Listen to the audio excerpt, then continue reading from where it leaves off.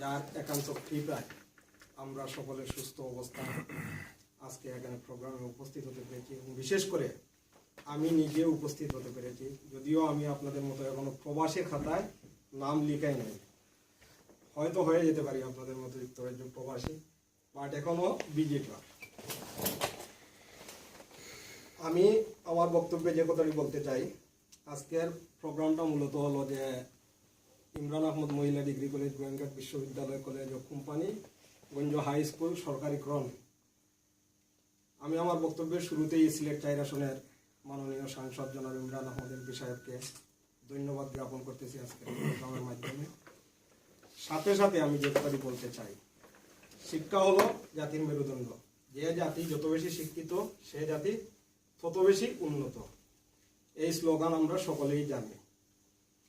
এখন শিক্ষার ক্ষেত্রে আমরা জৈন্তাপুর, গোয়েঙ্গাট এবং কোম্পানিগঞ্জ কতটুকু পিছিয়ে, এটা আপনারা সকলেই বক্তব্য রেখেছেন।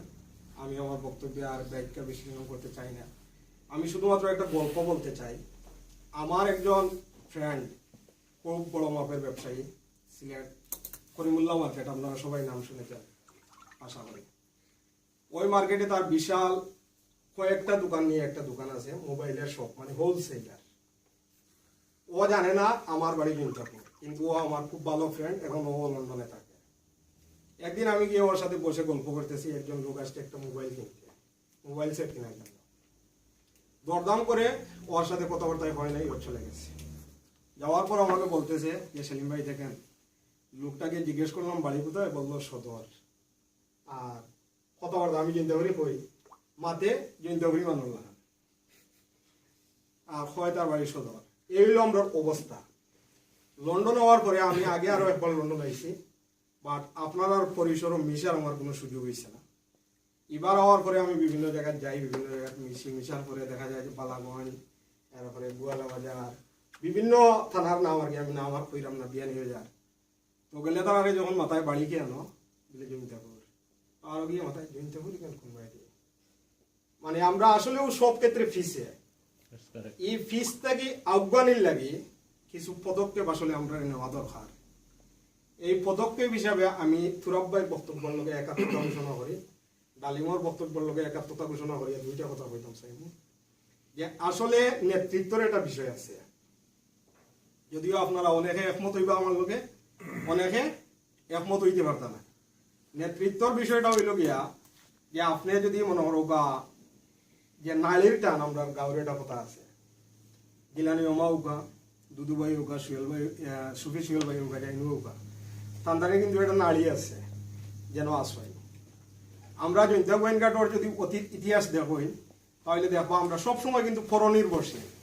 আমরা আসলে স্বয়ংসম্পূর্ণ কোনো নেতৃত্ব এখন পর্যন্ত পাইছি করি আমার কাছে মনে হয় না। আমরা ঠানিটা নিয়ে নেতা হল দিয়া চালাইরাম, যার কারণে আন্তরিকতার অভাব আছে।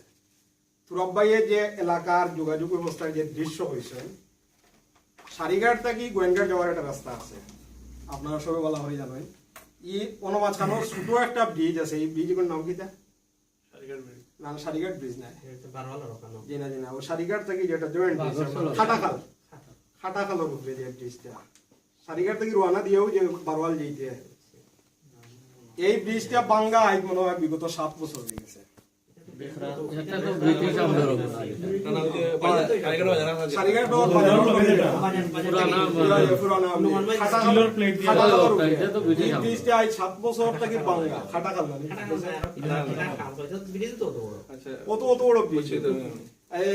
নিচে দিয়ে এখন নৌকাও যেতে পারে না, গাড়িও যেতে পারে না। এখন আমরা যদি ই অবস্থা হয়, এখানে এই অবস্থা হইতো, একজন সাংসদে চাইলে 2টা থানার যোগাযোগ ব্যবস্থা যেটারে সেতু বন্ধন করে, এই জিনিসটাকে যে করা যায় না, এটা আমি পার্সোনালি বিশ্বাস করি না। বাট আমরা যারা দিয়ে নেতৃত্ব দেওয়াইলাম, এরা হইলাম অতিথি পাখি, এরা ঢাকার থাকেন, এরা সিটির থাকেন, এরা এলাকার প্রতি আমি মনে করি পার্সোনালি অতটা আন্তরিকতা নাই, আন্তরিকতার অভাব আছে। এর লাগে আমি আজকে আপনার প্রোগ্রামে যে জিউর দাবি জানাই আপনার লাগে, নেতৃবৃন্দ সকলের লাগে, উপস্থিত সকলের লাগে আমার অনুরোধ থাকবো যে নেতৃত্ব আসলে কেউ ইচ্ছা না করলে নেতৃত্ব আসলে যাওয়া যায় না।